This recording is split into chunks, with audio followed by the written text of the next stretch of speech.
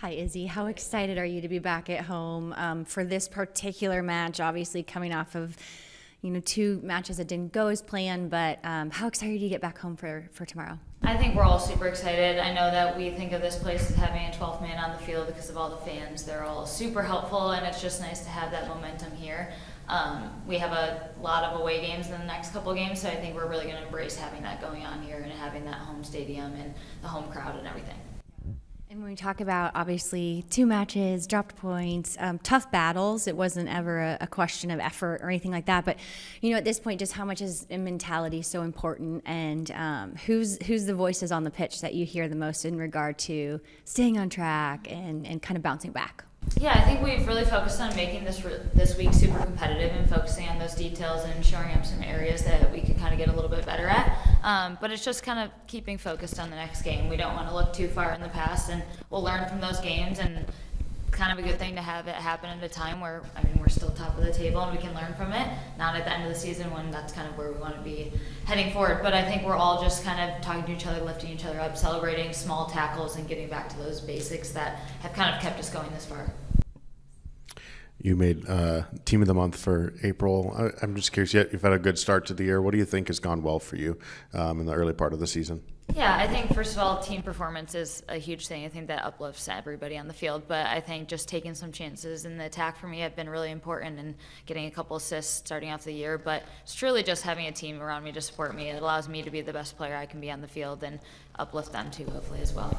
I know towards the end of last season you weren't starting as much. I'm just curious, was there kind of that fire in the off season to maybe earn some playing time back?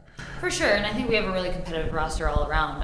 Anyone could start really any game, and I think you'll see that throughout the year, like a little bit last year too and this year. But I just know I have to be at my best because the people around me are also going to be at their best. So whenever I get the chance, I'm just going to put my best foot forward.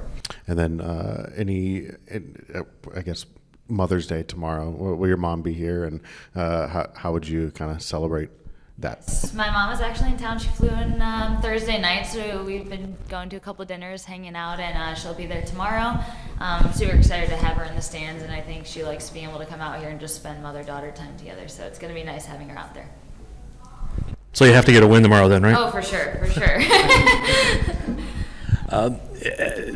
Everybody knows how good Kansas City Current is and can score, and has played tremendous defense for most of this season.